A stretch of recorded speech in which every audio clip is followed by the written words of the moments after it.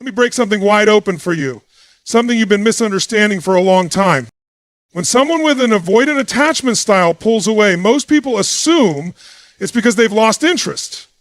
They think if they loved me, they'd be closer. If they cared, they'd want more connection, not less. And that's exactly where the pain multiplies, because you're interpreting their distance through the lens of your emotional logic, not theirs. But here's the shocking truth. Their withdrawal isn't a lack of feeling. It's a flood of emotion they don't know how to regulate. This is where everything changes if you can grasp it. Avoidants aren't emotionally empty, they're emotionally overloaded. Their entire nervous system is wired for survival, not connection. Somewhere in their early story, childhood, relationships, betrayal, they learned a devastating lie. Intimacy equals danger. So what do when love starts creeping in? They shut the gates. They retreat. Not because they don't love you, but because they're terrified of what that love could do to them. See, for most of us, love is supposed to feel like home. But for the avoidant, home was chaos, judgment, pressure, or silence. So when affection shows up, real, raw, consistent affection, it doesn't feel warm, it feels threatening, like a fire alarm going off in a quiet room. Their system says, get out, shut down, escape before you're exposed. And here's the twist that will shake your core. The deeper they feel for you, the harder they fight themselves not to run. We think distance means disinterest, but for the avoidant, distance is a shield they've spent their whole life crafting. That shield protects them from the fear of being vulnerable, of depending on someone, of trusting another human being with the most fragile part of them, their heart. So when they ghost, when they get quiet, when they seem emotionally absent, it's not always rejection. Sometimes it's the loudest cry their silence can make. I'm feeling something. I don't know how to process it. Please don't hate me for it. This is where empathy and clarity have to collide. You don't chase them. You don't beg. You don't become their emotional crutch. But you understand, you take their behavior out of the category of punishment and move it into the category of self-protection. Because it is. Psychologically, this isn't about coldness. It's about dysregulation. Avoidants have what therapists call deactivating strategies. That means when intimacy gets too real, they subconsciously trigger behaviors to kill the connection. They pick fights, they disappear, they criticize. Why? Because they're not actually trying to destroy the relationship, they're trying to destroy their own vulnerability. It's their defense against emotional exposure, and ironically, it's proof that they care. Now, I'm not saying tolerate emotional abuse. I'm not saying wait forever or excuse every shutdown, but I am saying this. If you misread the language of avoidance, you'll miss the quiet ways love is being shown. And sometimes the strongest act of love an avoidant can perform is pulling away before they drown in their own feelings. It's twisted, it's painful, but it's real. That space they create, it's not always meant to disconnect from you. Sometimes it's their desperate attempt to reconnect with themselves, to calm the internal storm you accidentally triggered just by loving them too deeply. That's why the avoidant isn't heartless, they're terrified. And if you've ever seen someone freeze when things get too real, you're witnessing a soul trying to protect itself with outdated armor. But here's the call to action for every person listening. Stop assuming that silence means indifference. And stop expecting love to always speak in words. Because some of the deepest love on this planet whispers through closed doors, guarded hearts, and the silence of someone who's still fighting their own past every time you say, I'm not going anywhere. Sometimes the one who pulls away is the one who feels it most. Let me make something clear that most people miss when dealing with someone with an avoidant attachment style. You're not going to get the kind of affection you're used to. You're not going to get the I love you text out of nowhere, the good morning messages every single day, or the hand holding in public that screams you're mine. That's not how avoidants operate. Not because they don't feel. It's because their love language is rooted in action over articulation. They don't show up with words. They show up with presence. And not just any presence, presence when it actually matters. You have to understand something. For an avoidant, saying I love you can feel like standing on the edge of a cliff without a parachute. It's too raw, too exposing. They grew up or were conditioned to believe that vulnerability equals weakness, that expressing needs gets you hurt, that getting close puts you at risk. So they play it cool. They stay composed. They keep love at arm's length. But if you watch closely, if you know what to look for, you'll see the cracks in that armor. Because while they won't shout it from the rooftops, they'll drive an hour out of their way to help you fix something. They'll check your tires. They'll remember how you take your coffee. They'll be quiet in a room, but they'll sit beside you through the worst night of your life without leaving. These are the things that most people overlook because we're trained to believe that love should look loud, dramatic, poetic. But for the avoidant, love is subtle. It's service. It's presence under pressure. This is where people mess up. They measure the avoidance, affection, against a standard built for someone else. And that's like asking a bird to swim. The avoidant doesn't perform love, they endure it. They don't express it with flair, they protect it with effort. And that effort, it's not always romantic in the way you expect, but it's deeply loyal. Let me paint a picture. Imagine you're in trouble. Not emotionally, real trouble. Car's broken down. Emergency situation, you're stranded. You call 5 people, 4 make excuses, 1 just says, "Where are you?" That's the avoidant. No drama, no words, just movement. Because while they can't always say what they feel, they'll show up when it really counts. And if you dismiss that, if you tell yourself, well, they never said they loved me, you're throwing away one of the most real expressions of commitment you'll ever receive. Because they won't say it casually. That's the point. When love feels like danger to someone's nervous system, offering a word like, "I love you," is like handing over a weapon. They're not going to give you that weapon until they know, absolutely know, that you won't use it to hurt them. That's why their actions matter more than their phrases. An avoidant who shows up in a crisis, who fixes things behind the scenes, who remembers the little stuff but says very little about it, that's someone who is loving you in the only way they know how. And you know what? That love might be more real than all the poetic sweet talk in the world. Because when it matters, when it's hard, when everyone else leaves, they don't.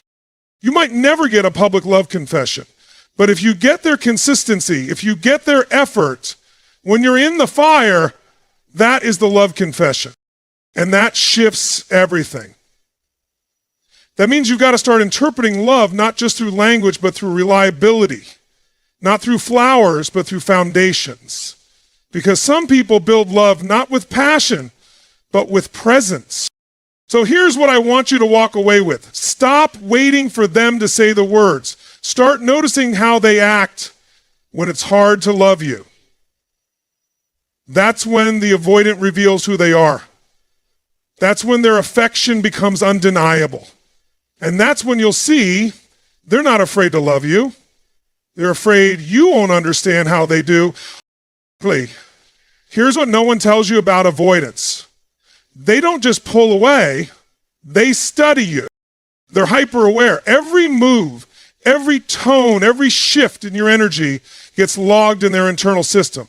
But not because they're manipulative, not because they're calculating. It's because deep down, they're trying to figure out something they've never been taught, how to safely love someone without losing themselves in the process. See, when most people fall for someone, they express it. They flirt, they open up, they lean in. But avoidance, they mirror. They mimic your energy. They start using your words, picking up on your routines, showing up where you tend to be. And you think it's coincidence, right? You tell yourself, maybe we're just in sync. No, they're syncing on purpose. But here's the twist. This mirroring isn't about imitation. It's about regulation. It's a subconscious way for the avoidant to feel close to you without having to risk direct vulnerability. If they copy your rhythm, your pace, your emotional temperature, they can stay connected without ever having to expose the raw, unfiltered parts of themselves. It's psychological armor dressed up as connection. This is the avoidance version of learning the dance of intimacy without stepping too far into the spotlight, because they're terrified that if they move first, if they reveal too much, they'll get it wrong. They'll be rejected, or worse, they'll be abandoned after finally letting someone in. So what do? They watch, they learn, they copy. And if you're not aware of it, you might miss one of the most powerful signs that an avoidant is falling for you. They start to become fluent in your emotional language. If you say something in a certain way, days later they say it back. If you like a certain show, suddenly they're watching it too. If you have a unique rhythm to how you interact, texting, laughing, reacting, they adopt it. Not because they're playing games, but because mirroring you makes them feel safe. This behavior is deeply rooted in attachment psychology. Humans are hardwired to mimic those we feel bonded to, especially when we don't know how to express that bond directly. Children do it with caregivers. Adults do it in relationships. And avoidance, they do it as a way of saying, I see you, I respect you, I'm trying to find a way to exist in your world without losing control of mine. But don't mistake this subtle imitation for shallowness. It's actually one of the most vulnerable things an avoidant can do. It means they're letting you influence them. And that's huge, because avoidants by nature resist influence. They protect their independence like it's sacred.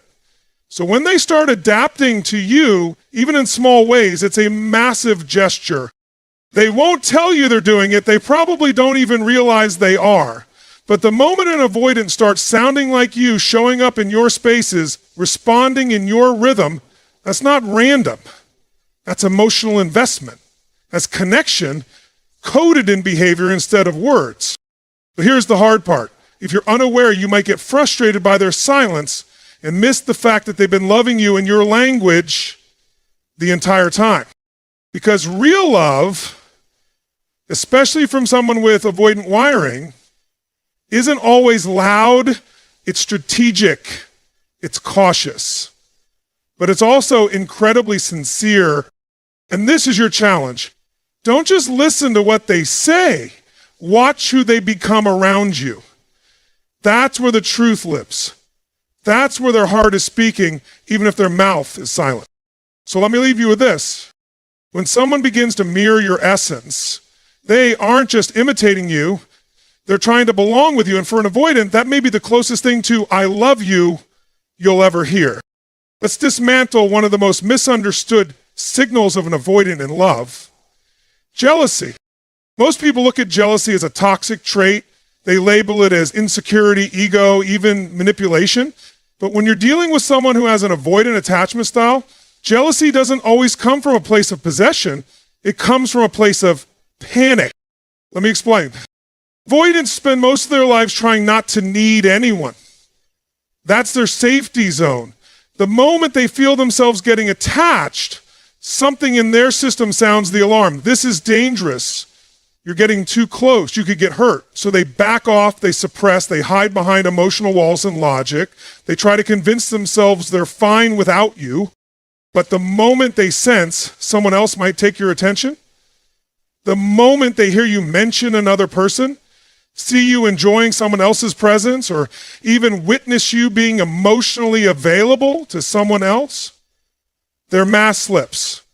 Jealousy kicks in, but not in the usual way. It's not about control. It's about fear. Fear of being replaced, fear of being truly seen, and then left. See, here's the paradox. Avoidants long to be loved, but they spent so many years arming themselves against rejection that they don't know how to receive it. They believe deep down that if someone sees the real them, the flaws, the inconsistencies, the emotional unavailability, that person will leave. So they stay in control by staying distant. But when someone else enters the picture, when their connection to you feels threatened, something primal awakens inside them. And it's not possessiveness, it's exposure. Because if someone else gets too close to you, that means they've lost their unspoken connection with you. That means they no longer have the upper hand of distance. That means they might have just been outloved. And that, for an avoidant, is unbearable. So what do? They start probing. Their tone changes. They become reactive in subtle ways. They throw in passive-aggressive comments or become oddly critical. Maybe they retreat even more. Or sometimes, if they're brave enough, they might even confront it directly, but that's rare. What's more common is the internal war they begin to fight.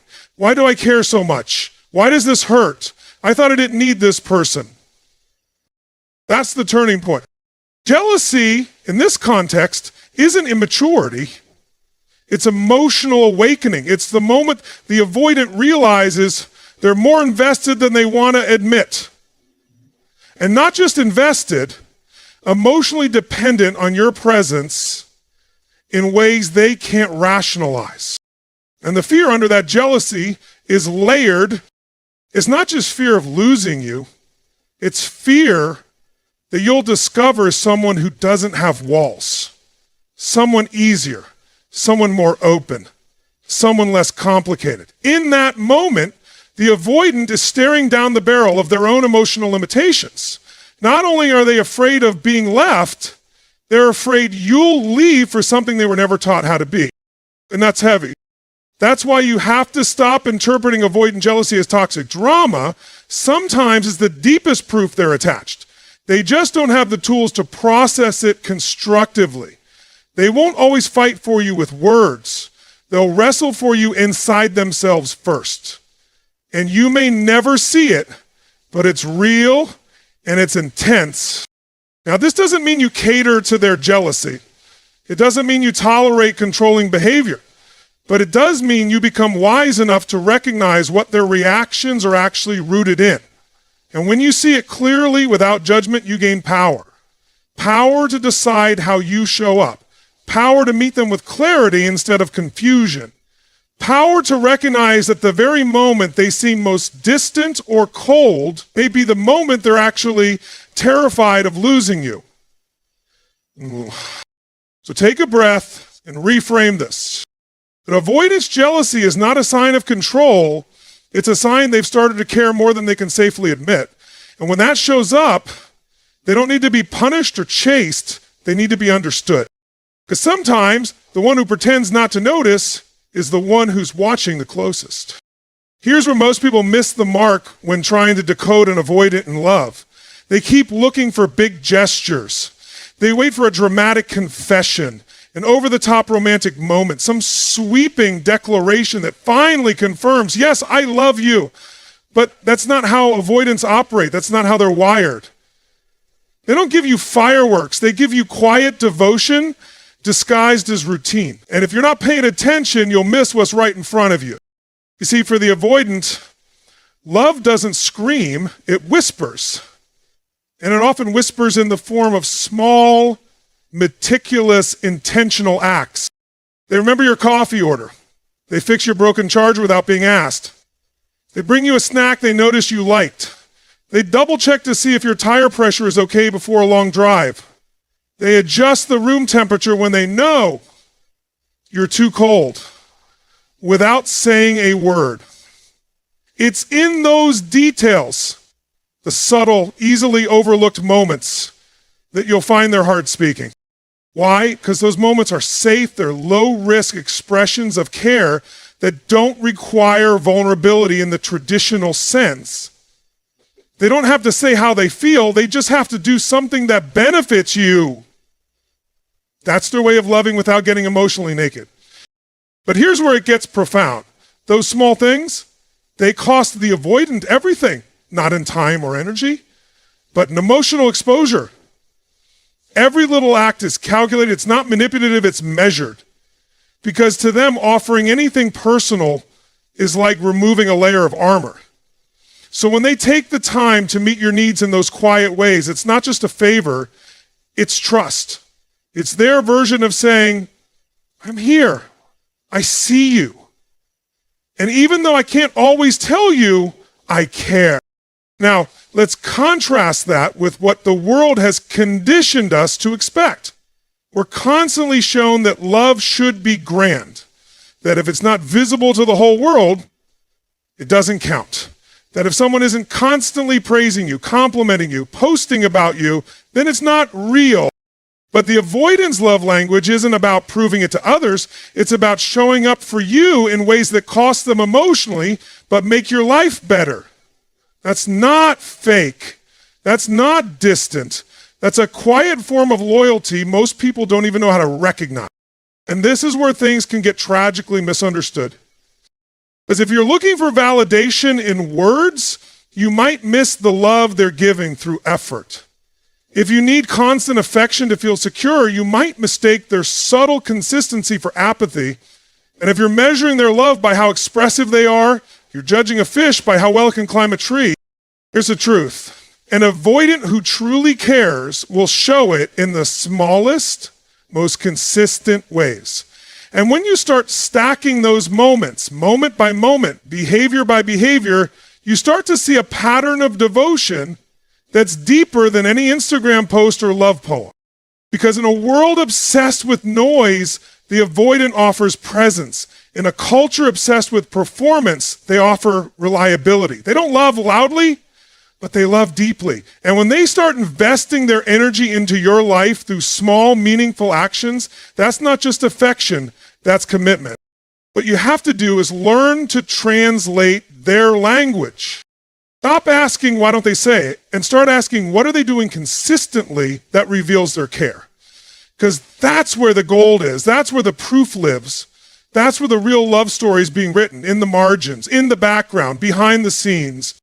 So don't wait for the flowers if you've already got the roots. Because sometimes the person who makes your coffee exactly how you like it without asking has already said, I love you 100 times, just never out loud. And that's the final takeaway. If you're looking for love in loud places, you'll miss the one who's been loving you in silence all along. One of the most powerful, overlooked indicators that an avoidant is truly in love is this. They let you see their flaws.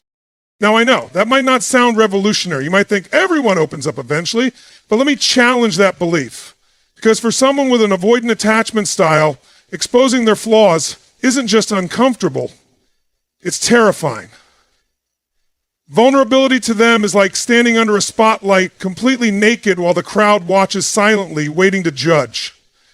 It's that intense, that visceral, that unsafe.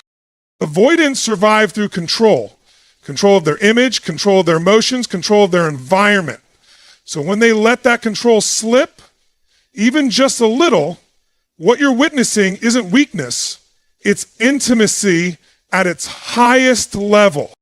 And here's where the psychology kicks in. Avoidants often carry deeply embedded core beliefs that say, if I am fully seen, I will be abandoned. That belief is so central to their emotional DNA that it governs their entire approach to relationships. It's why they seem emotionally distant, why they shut down when conflict arises, why they deflect compliments or push away connection when it starts to feel real. They've trained themselves to stay hidden because history taught them that showing their real self leads to rejection, shame, or loss. So imagine the internal battle they're fighting when they start to let you in, when they share a painful memory from childhood, when they admit they're struggling, when they reveal something they're deeply insecure about. That's not casual conversation. It's a love confession in disguise. You might be expecting rosés or romantic dinners or passionate I can't live without you declarations, but from an avoidant, the greatest declaration of love might sound more like,